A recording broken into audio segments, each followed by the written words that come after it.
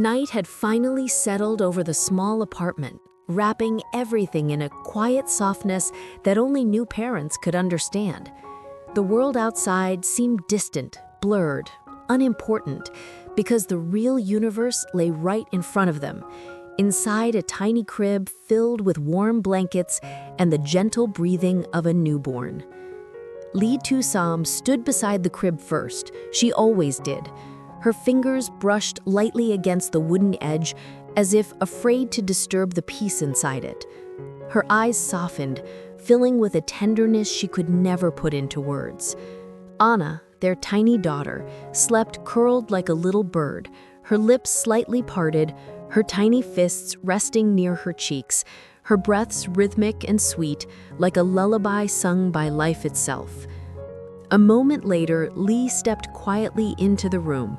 His footsteps were careful, almost reverent. He didn't need to ask what Sam was doing. He already knew. Every night since Anna's birth, Sam stood here, watching, listening, making sure their child felt the love she had never had when she was young. Lee stopped behind her and wrapped his arms gently around her waist. His chin rested on her shoulder, and together they watched their daughter sleep as if looking at a miracle. "She looks peaceful," Lee whispered, his voice softer than the dim light in the room.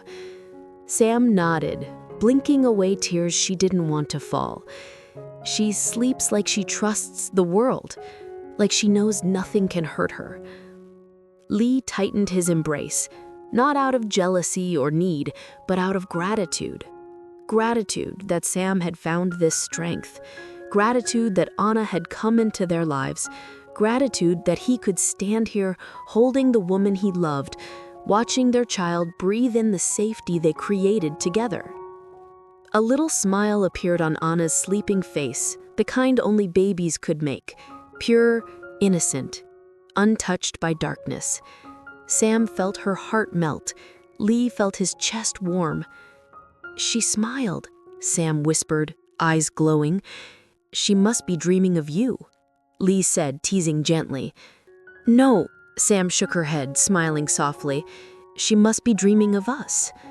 In that quiet moment, nothing grand, nothing loud, life felt complete. The struggles, the misunderstandings, the losses, the sleepless nights, they all faded into something distant, almost unreal. Because here, in the soft glow of the night, with Anna sleeping and Lee's arms holding her close, Sam finally felt it. Home.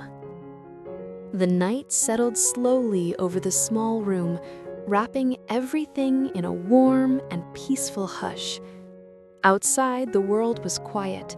Only the distant hum of crickets filled the air, while inside, Lytudiep and Lee sat shoulder to shoulder beside baby Anna's crib. The soft yellow light from the lamp touched Anna's tiny cheeks, making her look as if she were glowing. Sam rested her head lightly against Lee's shoulder. She didn't say anything at first. She didn't need to. The warmth of Lee's presence, the rhythm of his breathing, the gentle rise and fall of Anna's sleeping chest, everything blended into a quiet moment she wished could last forever. Lee slowly reached out and adjusted the small blanket covering Anna. His movements were careful, almost reverent, as though he feared even the slightest sound might wake her. "She sleeps just like you," Sam whispered, watching the baby's lips curl into a faint smile. Lee smiled shyly. "Then she's already more beautiful than me." Sam nudged him softly, and they both laughed under their breaths. It was the kind of laughter that existed only between people who shared the deepest chapters of each other's lives, times of pain, survival, forgiveness, and now tender joy.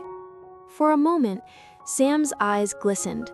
She had once feared nights like this would never come.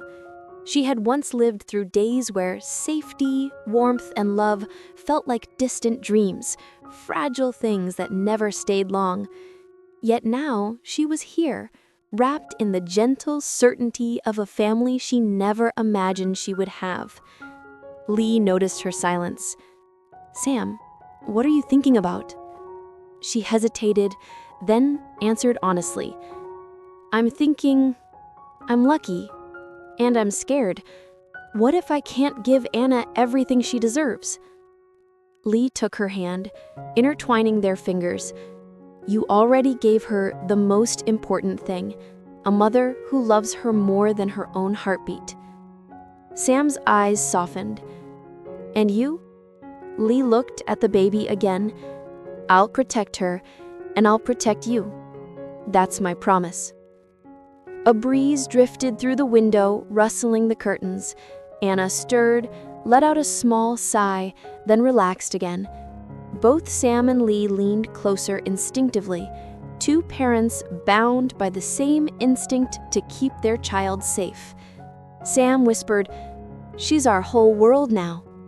Lee nodded, "And we'll build that world together."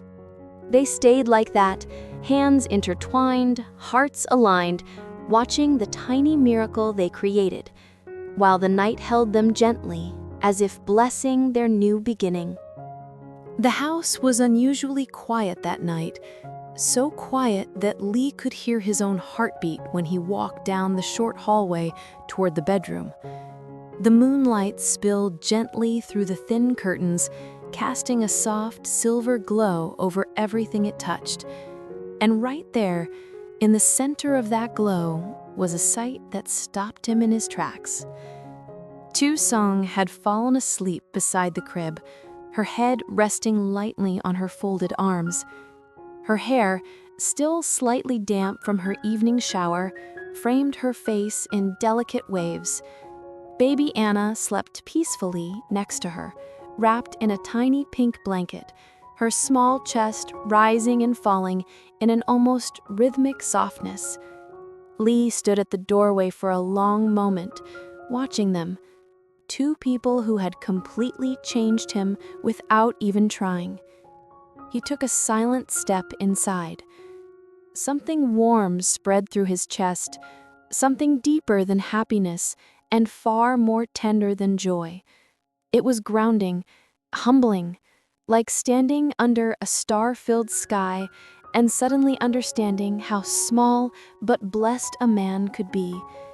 He knelt slowly beside Tu-sum, brushing a stray strand of hair away from her cheek. She stirred at his touch, but didn't wake. Instead, she leaned unconsciously closer, as if his presence was something her heart reached for even in sleep. "Sam," he whispered, though he wasn't expecting a response. "You've done so much, more than you ever admit." His eyes shifted to Anna, their daughter, the little girl he still couldn't believe belonged to him. Every time he looked at her, something inside him softened, then strengthened, then softened again. He never knew a child could make a man feel both vulnerable and invincible at the same time. A tiny sound escaped Anna's lips, something between a sigh and a soft hum.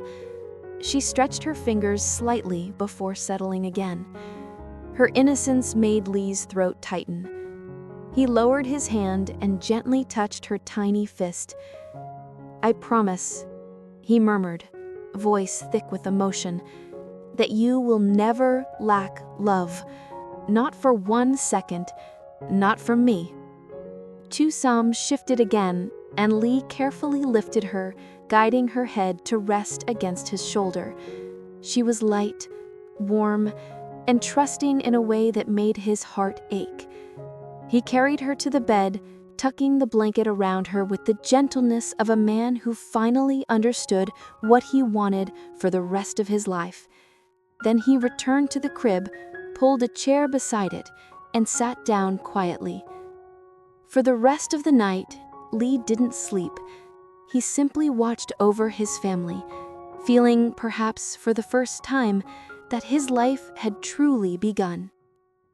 The night grew quieter as the crickets softened their songs and the moon slowly slid behind a drifting veil of clouds.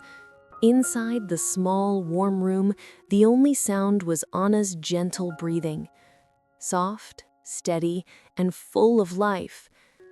Lee stood by the window for a moment, watching the pale moonlight spill across the wooden floor, before turning back toward the bed where two Psalms sat with their daughter nestled in her arms. He paused there, just watching the two people who had become his entire world. Tusam looked up and smiled when she noticed him staring. "Why are you looking at us like that?" she whispered, brushing a stray hair from Anna's forehead. Lee exhaled, his voice low, almost trembling. "Because this still feels like a dream I'm afraid I might wake from." She reached out her free hand, and he immediately took it. His palm was warm, calloused, familiar. "You're not dreaming, Lee," she said softly. "We're right here." He sat beside her, carefully leaning his head against her shoulder. Anna shifted slightly, her tiny fingers brushing Lee's wrist. The touch froze him for half a second before he let out a quiet breath, overwhelmed. "She knows me. She really knows me." "Of course she does," Tusam laughed gently. "You've been talking to her since she was still inside me." Lee chuckled, rubbing the back of his neck. "I didn't want her to feel lonely." A soft silence lingered between them, but it wasn't empty. If anything, it was full of memories, full of promises, full of the future they hadn't dared to imagine before. After a moment, Tusam said quietly, "Lee, thank you for not giving up on us." He turned to her, eyes deep with sincerity. "I couldn't. Even when everything was falling apart, you and Anna were the only things that kept me standing. You saved me, Sam, more than you know." Her eyes softened. "And you saved me." They didn't need many words after that. The weight of everything, fear, joy, exhaustion, hope, settled gently between them. All the storms they had weathered, all the nights filled with uncertainty, all the days when happiness felt out of reach, they had survived it all to arrive at this quiet, perfect moment. Lee leaned in and pressed a kiss to Anna's forehead, then to Tusam. "I'll protect this family for the rest of my life." Tusam rested her head against him, watching their daughter dream peacefully. And under the soft glow of the night, their small family felt complete, fragile but strong, precious but strong, a beginning, not an end.